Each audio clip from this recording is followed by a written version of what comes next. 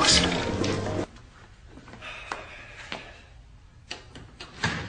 Anteeksi. Mitä? Mutta miksei sulla ole vaatteita? Helvetti. Joku varasti ne. Ja kotialvamet kanssa. Nyt täytyy vaan toivoa, että Seppo tai Kari olisi kotona. Sepä ikävää. Voiko mä jotenkin auttaa? Asiakas jo. Joo, mene se vaan.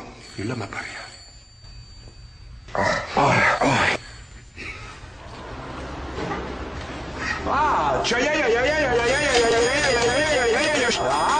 Iltaa.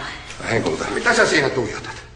Ei kun, no onkaan mä nyt ennenkin vähän pukeisia miehiä nähnyt. No niin, varmaan oot joo. Mutta et löylykiuluun pukeutunut. Se on kyllä ihan totta. Ismo kulta, minkä takia sä oot ilman vaatteita? Minkä takia sä oot ilman vaatteita? Minkä takia sä oot ilman vaatteita? Minkä takia nyt kaikki kyselee sitä? Se nyt on ensimmäinen asia, joka...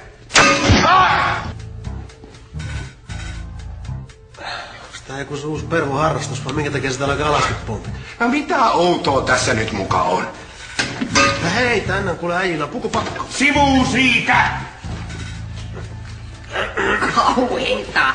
Jos sillä Ismolla oli oikeesti joku hätä, mitä vaan virtaa. Tuntuu Laitilalla olevan aika omituiset härättäin. Hiljaa! Pitääkin mennä kysymään. No etkä me anna olla nyt. Ihan näin lähellä, että ruvennut nauraa.